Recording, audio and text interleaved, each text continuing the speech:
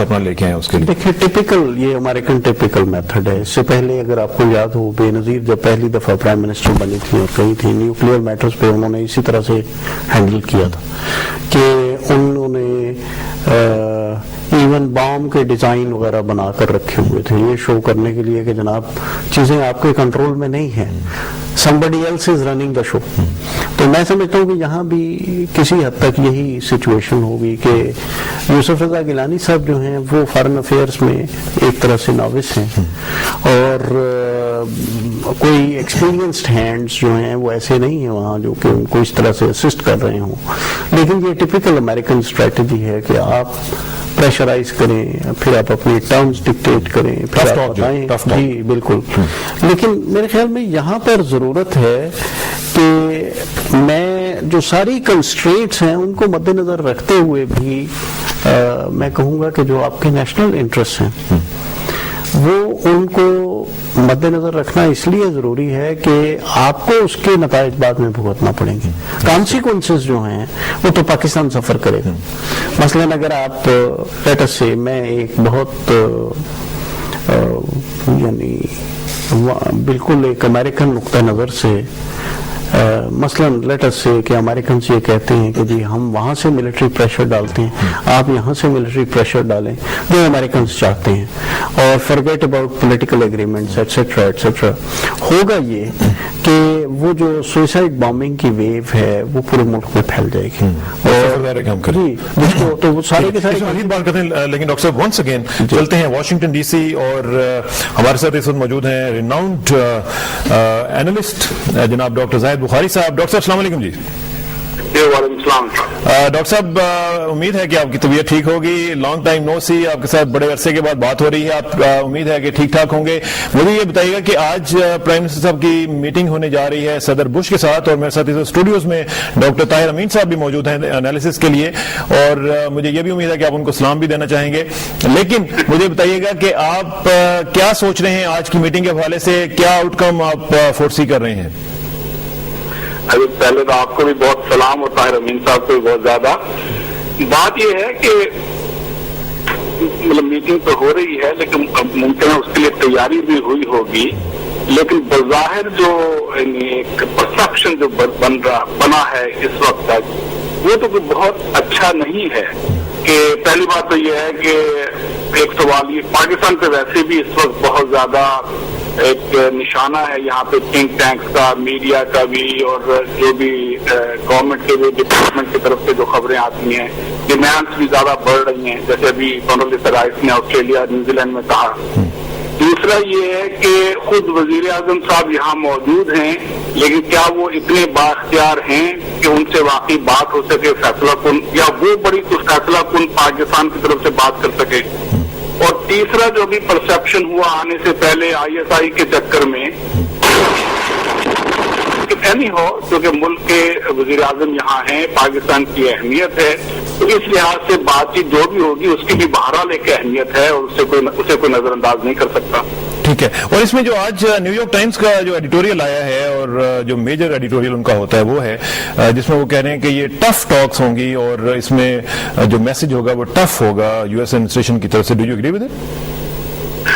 وہ ٹف اس لیے ہوگا, دیکھیں ہو یہ رہا ہے کہ امریکہ میں جو شفٹ ہو رہی ہے, اور جو تھوڑی سی کیا بلکہ بہت زیادہ خطرناک ہے, کہ امریکہ کا جو بھی ملٹری انڈسٹریل کمپلیکس ہے اس میں پچھلے 6-7 سال سے جو پورا ایک اس کا فوکس تھا وہ عراق پہ تھا. اب اس میں جو بھی انہوں نے مقاصد اچیو کیے یا نہیں کیے, اب ملٹری انڈسٹریل کمپلیکس کا آئندہ جو فوکس ہے بدقسمتی سے وہ افغانستان اور پاکستان کا ناردرن فاٹا ایریا ہے اس میں, اور اوباما صاحب اس میں زیادہ لیڈ لے رہے ہیں. اور اسی کی وجہ سے آپ دیکھیں کہ عراق کے بارے میں ٹائم ٹیبل, افغانستان پہ فوکس ہونا, ایران سے بھی بات بھی کرنا, اور ساتھ ساتھ بڑا ایک جارحانہ رویہ بھی رکھنا, تو پورا ایک کنسنسس ڈیولپ ہو رہا ہے. تو ایک لحاظ سے وائٹ ہاؤس اس وقت نیکسٹ جو بھی زیادہ امکان ہے کہ اوباما صاحب کی ٹرم آتی ہے, تو جو بھی یہاں پہ ہوگا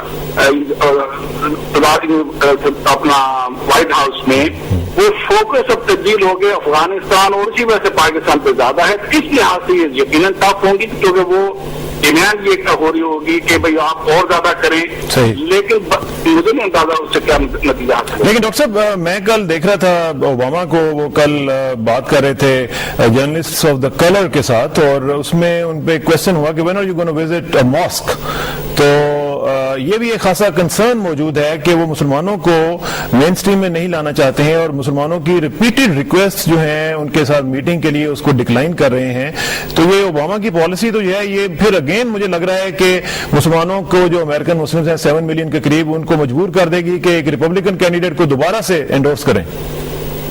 ऐसा तो खैर नहीं होगा। रिपब्लिकन ने तो जिसे कहते हैं ना हद ही कर दी है, तो वो तो खैर मुमकिन नहीं होगा। ओबामा का भी मसला ये है कि कंसर्न के बावजूद बाहर वो ओबामा को ज्यादा प्रेफर कर रहे हैं। अपने कंसर्न भी है लेकिन प्रेफर करेंगे। लेकिन अब ये देख लें डॉक्टर साहब, ये देख लें कि जितने भी स्टेट्स हैं जहां पे इमिग्रेंट्स ज्यादा हैं, वहां पे हिलरी ने विन किया था, ओबामा ने नहीं विन किया था। उसमें फर्क ये था कि पाकिस्तान के जो पाकिस्तानी खासतौर पर जो डॉक्टर, जो ज्यादा बिजनेस वाला तबका है, वो शुरू में हिलरी को सपोर्ट कर रहा था। बाद में तो कंसेंसस तो है ओबामा के लिए, और शायद ये बड़ी जल्दी मस्जिद को विजिट भी करने वाले हैं। बातचीत जारी भी है इनकी मुख्तलिफ ग्रुप्स के साथ। लेकिन मसला उससे ज्यादा अहम है। मसला उससे ज्यादा अहम यह है कि जिस तरह बुश साहब जो है वो बॉक डाउन हो गए इराक में, क्या हालांकि ओबामा की रेटरिक थोड़ी सी मुख्तलिफ है। वो होराइजन वसी करते हैं कि अफगानिस्तान में सिर्फ जंग के अलावा डेवलपमेंट की बात करते हैं, क्लाइमेट चेंज की बात करते हैं, दुनिया में पॉवर्टी को खत्म करने की बात करते हैं, अमेरिका की इमेज की बात करते हैं। लेकिन मुझे डर ये है कि ये ना हो कि ओबामा साहब के आइंदा 4 या 8 साल पूरे से पूरे जो भी इमेज अच्छा करना चाहते हैं वो अफगानिस्तान या फाटा में ही मलियामेट हो जाए अमेरिका का इमेज। दुरुस्त कह रहे हैं आप, और इसके लिए उन्हें अभी से मेरा ख्याल है कि पेशबंदी करनी चाहिए। डॉक्टर साहब आपका बहुत शुक्रिया, आपसे इंशाल्लाह राब्ता रहेगा। Thank you very much. बहुत शुक्रिया। डॉक्टर जाहिद बुखारी साहब, रिनाउंड इंटेलेक्चुअल, और वहाँ पे वाशिंगटन में जॉर्ज टाउन यूनिवर्सिटी के साथ मुंसलिक हैं, हमारे साथ बात कर रहे थे।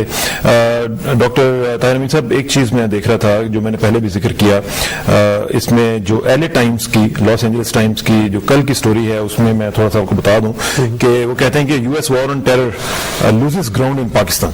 आगे वो कह रहे हैं कि the Bush administration may leave the reason the same way it found it, with al Qaeda entrenched and US intelligence officials frustrated। अब ये थोड़ा सा मैं तफसील में थोड़ा सा जाना चाहूंगा ताकि आपको पता चले कि वो क्या सोच रहे हैं कि although the war on terrorism remains a consuming focus of the US government, the Bush administration appears poised to leave behind a situation not unlike the one it inherited nearly 8 years ago. A resurgent Al-Qaeda ensconced in South Asia, training new recruits, plotting attacks against the West, and seemingly beyond the United States' reach। वहां पे ये basically ये कह रहे हैं। आगे जाके वो एक और चीज के बारे में लिखते हैं कि asked what might cause the United States to recalculate its present course, one high-ranking US counter-terrorism analyst said, obviously another attack on the homeland। कि जो पॉलिसी है अमेरिका के हवाले से वो कब आपकी चेंज होगी। वो कहते हैं कि अगर अमेरिका के ऊपर खुदा ना खासा एक और अटैक होता है तो फिर चेंज हो जाएगी। मैं 2-3 चीज में इसमें देख रहा था जो कि बहुत ही सीरियस है। आगे जाके लिखते हैं कि CIA operative station in Spartan compounds across the tribal reason, हमारा जो फाटा है, provide US funding, equipment and intelligence to their Pakistani counterparts, but official से it is a struggle to persuade the Pakistanis to act. अच्छा, ये basically ये बता रहे हैं कि जो अमेरिकन हैं वो यहाँ पे स्टेशन हैं ऑन सम CIA बेसिस। ये जो पाकिस्तान में सो कॉल वो बता रहे हैं, it's just well known that nothing is going to be done, said the former CIA case officer who served in the reason. वो कहते हैं जी कि we would be like, what about this guy, what about that guy, can we get surveillance, how about targeting him? The former officer said, we would propose things and Pakistani officials would never get back to us। अब वो ये कह रहे हैं कि the question was posed, where is Osama and why haven't we caught him? वो कह रहा जी कि इसका the reply from the agency Islamabad station chief reflected the frustration, do you have any idea how few officers I actually have. वो कह रहे हैं कि हमारे पास सिर्फ 50 ऑफिसर्स हैं। लेकिन आगे जाके वो कह रहे हैं कि पाकिस्तान में CIA के अलावा 200 के करीब CIA के लोग हैं, और इसके अलावा जो हैं वो US इंटेलिजेंस प्रेजेंस जो है वो खासी मौजूद है। नेशनल सिक्योरिटी एजेंसी के लोग यहाँ पे मौजूद हैं, नेशनल जियो स्पेशियल इंटेलिजेंस जो सैटेलाइट्स की है उसके लोग यहाँ पे मौजूद हैं। वो सारा ये खासा एक वो कर रहा है। साथ साथ आगे जाके वो कह रहे हैं कि डूबियस एलाइज, پاکستانی جو انٹیلیجنس ایجنسیز ہیں ان کو وہ کہہ رہے ہیں کہ دے آر ڈوبیس، اور یہ بھی ساتھ ساتھ کہہ رہے ہیں کہ underscoring the lack of trust former high ranking CIA official said that the United States typically gives the Pakistani government less than an hour's notice before launching a Predator missile strike, largely out of fear that more time might allow ISI sympathizers to tip off the targets. اب یہ جو basically leak of trust ہے، ایک طرف وہ ہمارے ساتھ ایلائی ہیں، ایک طرف وہ ہمارے ساتھ کہتے ہیں جی کہ ہم نان نیٹو میجر ایلائی ہیں، اور ساتھ ساتھ ہمارے پاس ٹرسٹ بھی نہیں کرتے ہیں. میرے خیال میں یہ ڈائلیما ہے، بڑا سیریس ڈائلیما ہے، جو میں نے آپ کو شروع میں بھی بتایا کہ یہ جو کلیشنگ ویژنز ہیں نا وہ موجود ہیں، اور اس کی وجہ سے ایک لیک آف ٹرسٹ ہے، ایبسنس آف ٹرسٹ ہے. لیکن میں اس بات سے ایگری نہیں کرتا کہ امریکنز جو ہیں وہ فوری طور پر چھوڑ جائیں گے اس ایریا کو اور افغانستان کو، اور میرے خیال میں ایسا نہیں ہوگا. دیکھیں اس کو ہسٹوریکلی دیکھنا چاہیے. میرے خیال میں امریکنز نے سب سے بڑی غلطی یہ کی کہ انہوں نے اب افغانستان سے ڈائیورٹ کر کے اپنے آپ کو عراق میں پھنسا لیا. اب عراق میں ان کی فیلیور جو ہے مکمل ہے. فیلیور کی پاسبلٹی وہ تو نہیں کہتے، وہ کہتے ہیں کہ ہم لوگ ریسرچ کے بعد ہم نے میرے خیال میں جو بش ایڈمنسٹریشن کی کوشش ہے جو